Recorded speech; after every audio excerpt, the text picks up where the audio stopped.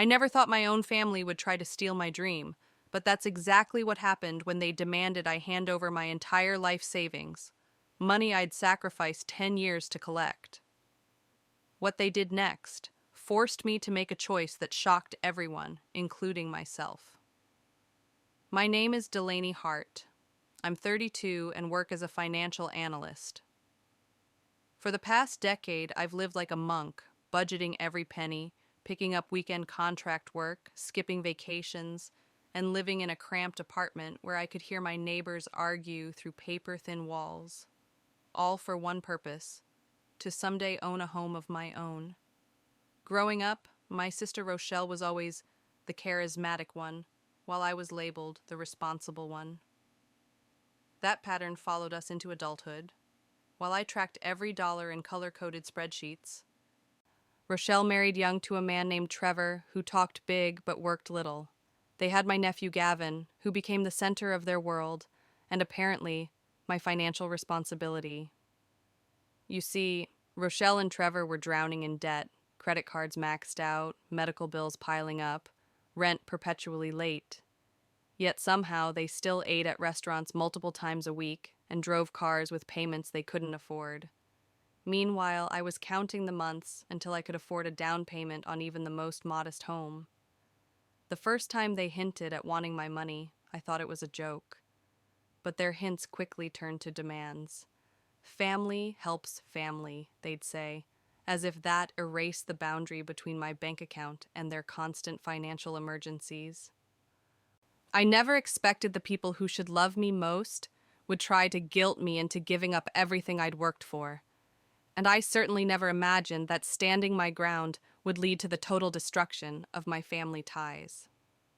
Before I even tell you what happened next, let me ask you this. Have you ever been betrayed by someone you trusted most? If you have, you'll feel this story deep in your soul. And if you know that kind of pain, hit subscribe. Not because it helps me, but because stories like this remind us that sometimes silence and strength are the best revenge. The first real confrontation happened during a Sunday family dinner at my parents' house. Mom was stirring her famous beef stew, while Rochelle followed me around the kitchen like a shadow. "Delaney," she said, lowering her voice as she cornered me by the refrigerator, "Trevor and I have been talking about Gavin's future." I nodded, sensing the trap, but hoping I was wrong. "He's applying to colleges soon, and he has real potential," she continued. "But tuition is, well..." She let out a dramatic sigh that I had seen her practice since childhood. "It would mean everything if you could help." "Help how?" I asked, though I already knew the answer. "You know," she shrugged, like asking for tens of thousands of dollars was as casual as borrowing sugar, just covering tuition for the first year, maybe the second too. She smiled sweetly. "You're good with money. You've been saving forever." The blood rushed to my face. "That money is for a house. You know that." She waved her hand dismissively. "A house can wait. Gavin's future can't." That's when Mom joined in, placing her warm hand on my shoulder. "Sweetheart, your sister is struggling. Families support each other." That line, "families support each other," became their battle cry in the months that followed. Over dinner, Trevor jumped in too. Between mouthfuls of food, he explained how Gavin needed a proper education at an expensive private college. Not a state school, not community college. The price tag? About $50,000 per year. "We've calculated your savings," Trevor said casually. "Based on your salary and living expenses, you should have enough to cover at least 2 years. I nearly choked. "You calculated my savings? How is that any of your business?" My father cleared his throat. "Delaney, don't be dramatic. We're family." I looked around the table, at my mother's expectant smile, my father's stern expression, Rochelle's practiced desperation, and Trevor's entitled smirk. Only 16-year-old Gavin looked uncomfortable, staring down at his plate. I left that dinner with my stomach in knots, but my determination intact. Little did I know, this was just the beginning. After that Sunday dinner, my phone became a weapon they used against me. Trevor started calling daily, sometimes during work hours, with updates on college costs, application deadlines, and his calculations of my finances. "Just checking in on Gavin's college fund," he'd say casually, as if we had already agreed I would bankroll my nephew's education. Rochelle's approach was more emotional. Her text messages arrived late at night, designed to keep me awake and worried. "I can't sleep thinking about Gavin's future. What if he can't go to college because of money? He'd be crushed. I've been crying all day. I don't know what to tell him." What hurt most was how my parents joined the attack. Mom called every other day with subtle guilt trips disguised as concern. "Your sister is really struggling with this college situation," she'd say. "You know, when we raised you girls, we went without so many things." Dad was more direct. "This is what family does, Delaney. We sacrifice for each other." One Thursday evening, after I declined yet another family meeting about my savings, my mother sighed deeply into the phone. "Delaney, I don't understand why you're being difficult. It's not like you have a family of your own to worry about." That comment cut deeper than she knew. The implication was clear. My life, my dreams, my future, none of it mattered because I wasn't married with children. The pressure built until I dreaded every call, every family gathering, every notification on my phone. Some days, I wondered if I was being selfish. Maybe family did come first. Maybe my dream of homeownership was trivial compared to Gavin's education. But then I'd remember how Rochelle and Trevor still took weekend trips while claiming poverty, how they'd never saved a dime for their son's future, how they expected me to give up everything while they sacrificed nothing. So I kept saying no, and with each refusal, I felt their opinion of me change. No longer the responsible sister. Now I was the selfish aunt, the cold-hearted daughter, the family disappointment. But something else was changing too, my determination. With every demand they made, my grip on my dream tightened. 6 months after the ambush dinner, something amazing happened. I reached my savings goal. After 10 years of sacrifice, I finally had enough for a down payment on a modest home. I told no one, not a single family member, not even my closest friends. Instead, I quietly contacted a realtor and began looking at properties. I toured homes during lunch breaks and after work, searching for a place that felt like mine. After viewing 12 different properties, I found it, a small 2-bedroom cottage with a tiny backyard. It wasn't fancy. The kitchen needed updating. The bathroom tile was outdated and the carpet had seen better days. But it had good bones, a solid roof, and most importantly, it was within my budget. The process was nerve-wracking. Mortgage approval, home inspection, title search. Each step brought new anxiety. What if something fell through? What if my family found out before it was final? Closing day arrived on a rainy Tuesday. I took the day off work but told my family I had meetings. Sitting in that sterile conference room, signing document after document, I felt like I was pulling off a heist. When the seller's agent handed me the keys, I clutched them so tightly they left marks on my palm. "Congratulations, homeowner," she said with a smile. In my car afterward, I broke down in tears. Not sad tears, tears of overwhelming relief and pride. I'd done it, despite the pressure, despite the guilt, despite being told my dreams were less important than everyone else's needs. I'd done it. For 3 days, I moved in quietly. I slept on an air mattress, used a camping chair as furniture, and ate takeout while sitting on my new kitchen floor. But I was happier than I'd been in years. Then, in a moment of pure joy, I made a fateful decision. I took a simple photo, my hand holding the house keys, and posted it to social media with the caption, "New Beginnings." I didn't think about the consequences. I didn't imagine the storm that would follow. I just wanted to celebrate my achievement, even if only for a moment. That single photo changed everything. My phone exploded with notifications within minutes of posting that photo. First came the text messages, then the calls. I silenced my phone, thinking I'd deal with everyone later. But my family had other plans. Not even an hour passed before someone pounded on my front door. I opened it to find Rochelle standing on my porch, her face twisted with anger. "You bought a house?" she demanded, pushing past me without waiting for an invitation. "Without telling us?" I blinked, caught off guard by her presence in my new living room. "I didn't think I needed permission." Rochelle spun around, her eyes scanning every corner of my home. "Permission? Delaney, we asked you for help with Gavin's college, and you bought a house instead? Are you serious?" Before I could respond, more knocking. Trevor barged in, his face red with rage. "You knew we were counting on you," he shouted, loud enough that my new neighbors peeked through their windows. "We're family." I took a deep breath, feeling a strange calm settle over me. I never agreed to pay for Gavin's tuition.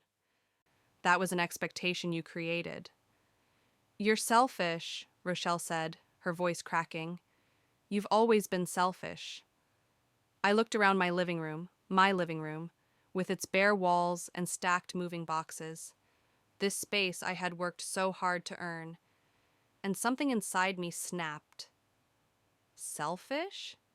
I've been helping Mom with bills for years. I've helped you with emergencies more times than I can count. I've bought Gavin's school supplies when you claimed you couldn't afford them. I have given and given and given. And now you're angry because I didn't give you the one thing you had no right to expect? Rochelle's response hit me like a physical blow.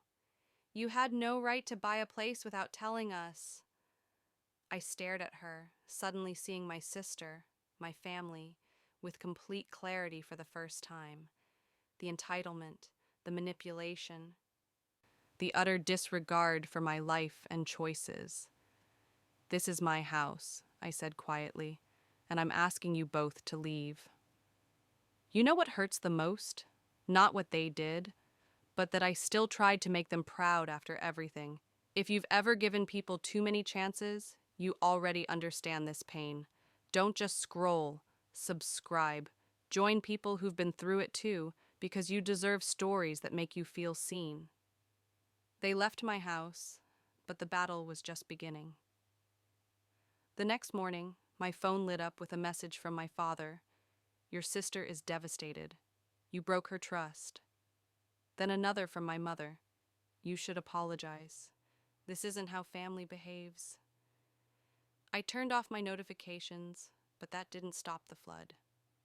By afternoon, extended relatives I barely spoke to were weighing in. Cousins, aunts, uncles, even family friends. All of them suddenly had opinions about my life choices. My childhood cousin wrote, "Gavin really looked up to you. Shame on you." A church acquaintance messaged, "How could you abandon your own nephew?" My favorite aunt sent, "Family isn't disposable, Delaney." Confused and hurt, I called my mother for clarity. Her explanation made my stomach drop. "Rochelle told everyone you promised to pay for Gavin's college," Mom said. "She said you'd been planning it for years, and then betrayed them by secretly buying a house with the money." "That's a lie," I said, my voice shaking. "I never promised anything." "Well, that's not what Rochelle and Trevor are saying." "And you believe them? Over me?" My mother's silence was answer enough. The attacks continued for days. Social media comments, text messages, phone calls, even emails to my work account, each one a knife twist, each one based on lies my sister had spread. The worst part? My parents never once defended me. They never once questioned Rochelle's version of events. They simply accepted that I was the villain of this story. By the end of the week, I felt like I was drowning. People I'd known my entire life were condemning me based on a complete fabrication. My reputation was being shredded in real time, and there seemed to be nothing I could do to stop it.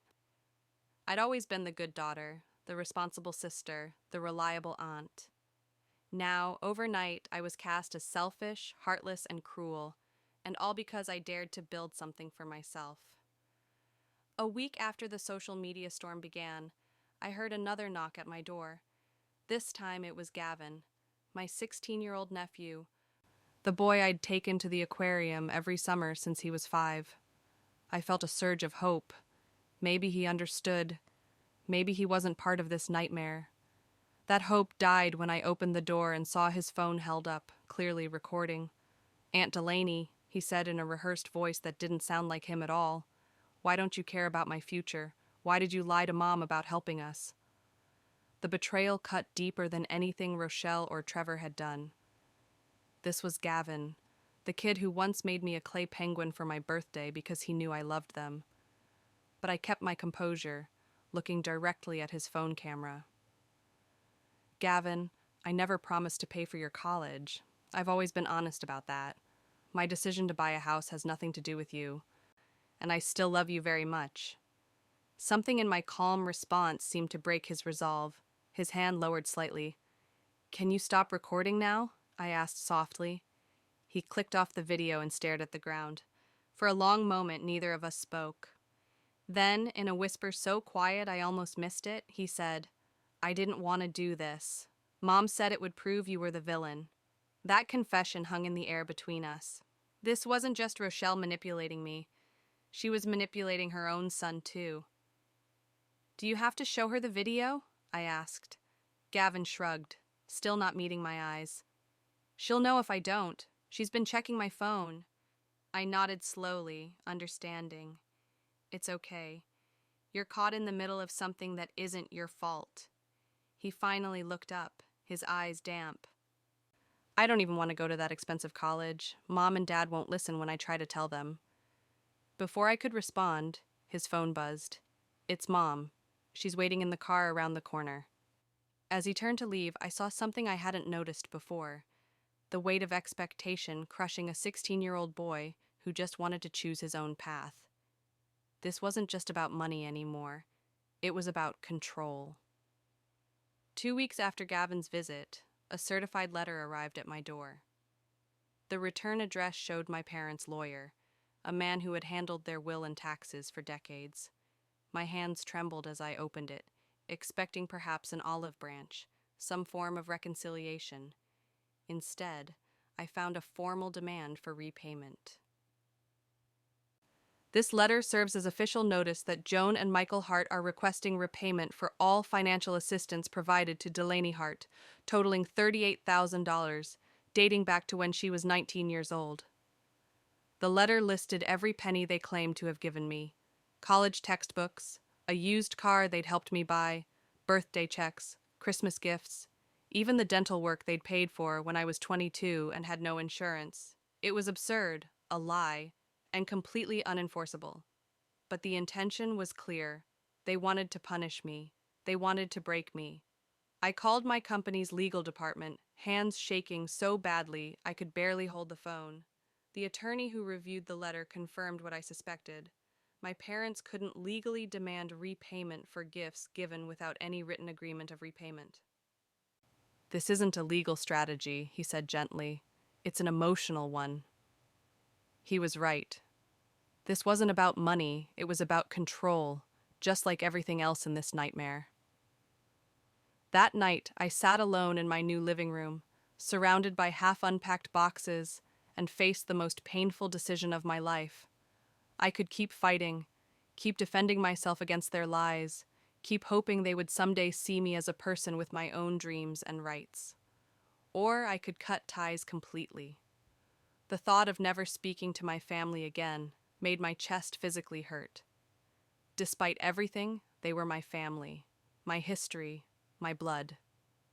But as I reread that legal letter, with its cold itemization of supposed debts, its attempt to rewrite our entire relationship as a financial transaction, something broke inside me.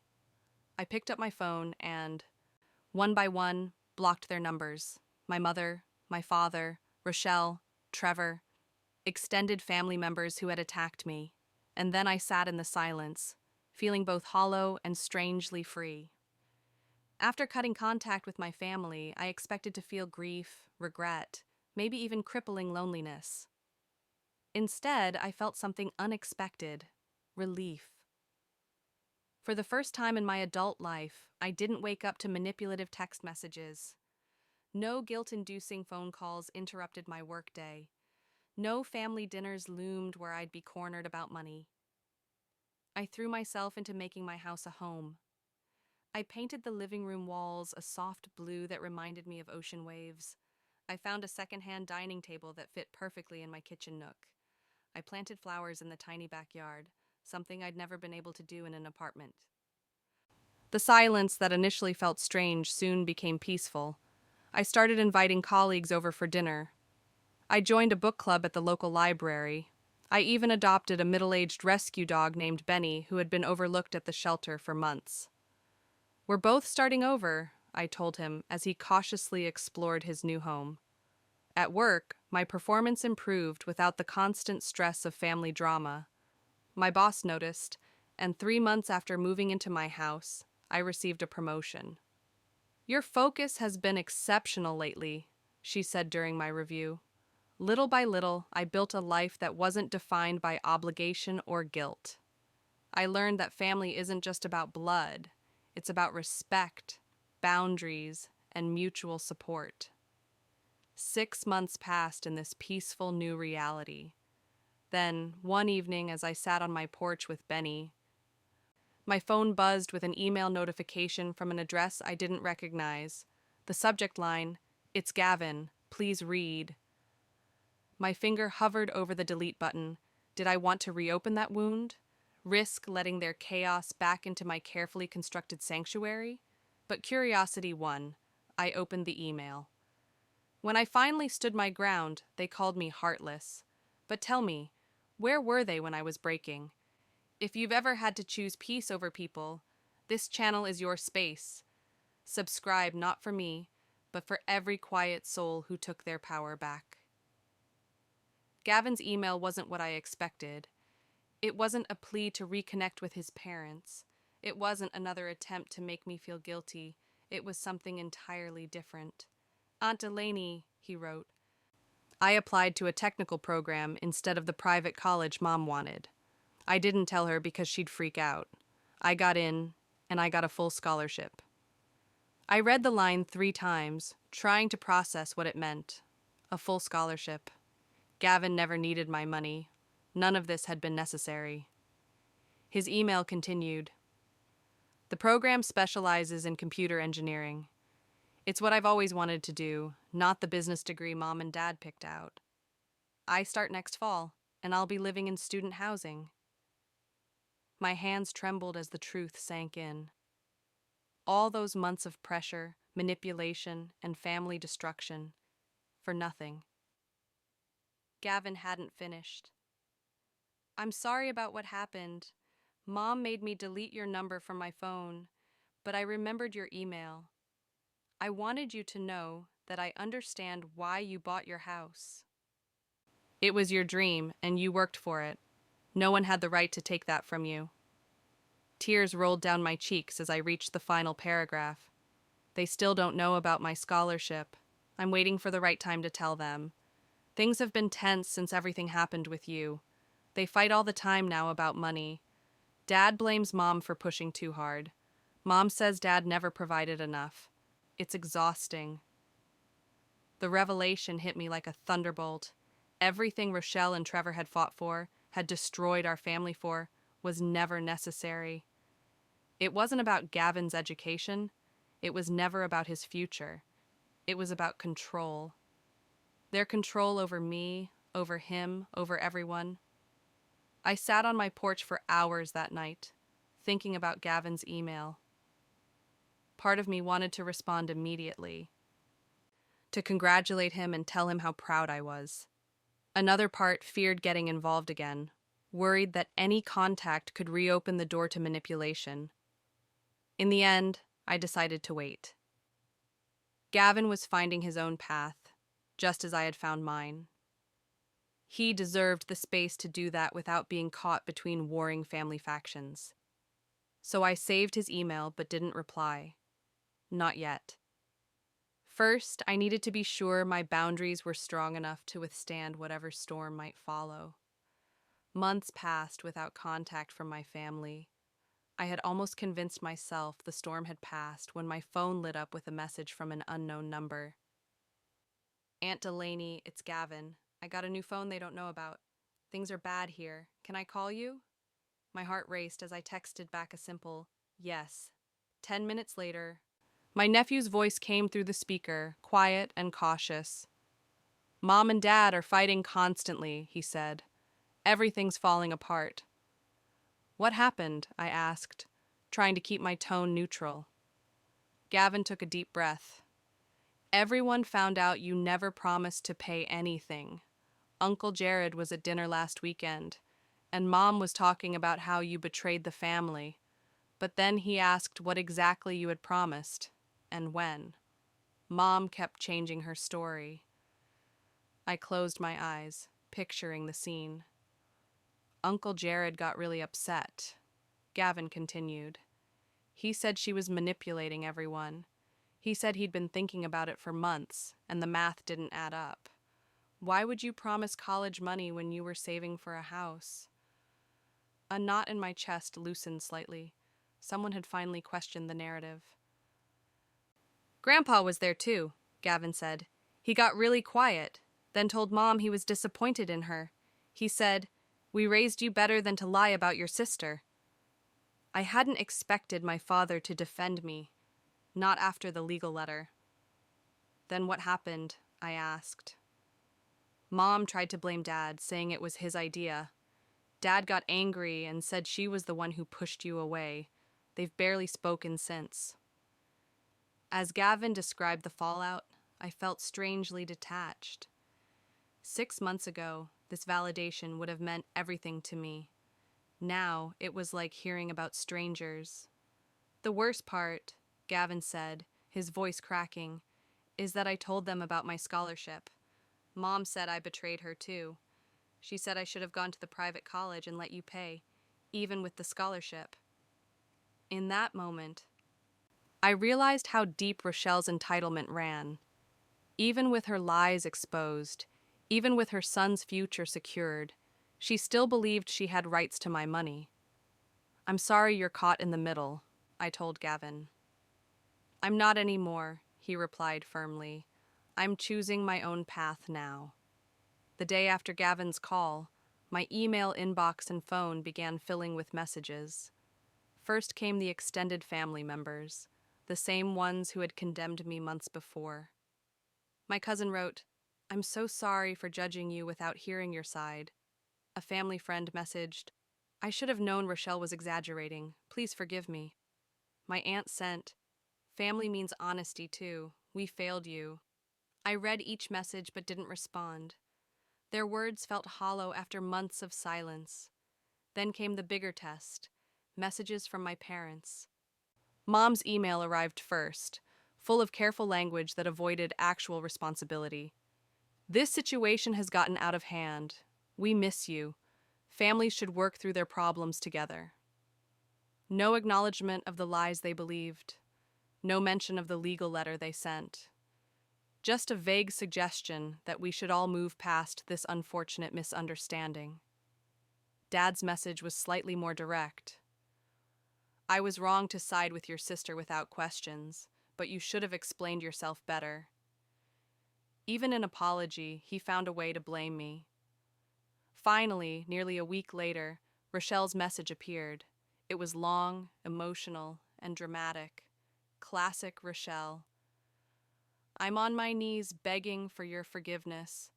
My marriage is falling apart. Gavin barely speaks to me. Mom and Dad are upset with me. I've lost everything because of one mistake. One mistake. As if months of manipulation, lies, and family-wide character assassination could be reduced to a single error in judgment. Each message required a decision. Respond or ignore. Forgive or maintain boundaries. Let them back in or protect the peace I'd found. I drafted responses several times, but deleted them all. What could I say that wouldn't reopen old wounds? What forgiveness could I offer that wouldn't be seen as an invitation to resume their old patterns? In the end, I chose silence. Not out of anger or revenge, but self-protection. Some broken things aren't meant to be fixed. One cool Saturday morning, nearly 10 months after I'd cut contact with my family, I was weeding my small garden when a familiar figure appeared at my front gate. Gavin stood there, taller than I remembered, his hands stuffed in his pockets. "Is it okay if I come in?" he asked, his voice deeper than it had been the last time we spoke. Part of me wanted to say no, to protect my hard-won peace from any connection to my old life. But this was Gavin, not Rochelle, not Trevor, not my parents, just a young man finding his way. "Sure," I said, pulling off my gardening gloves.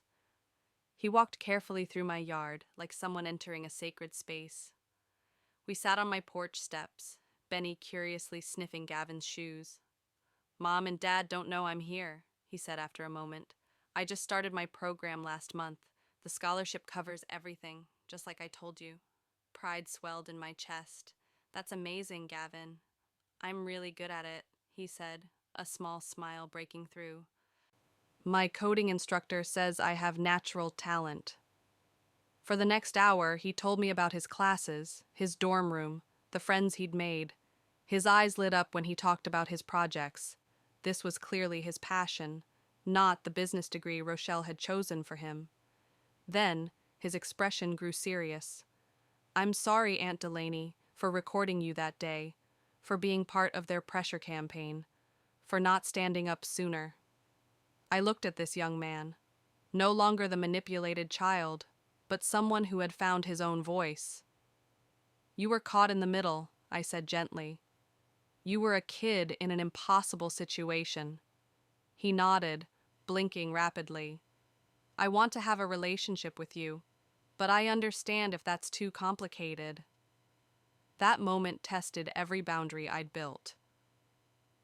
Could I let in Gavin without opening the door to the rest of the family?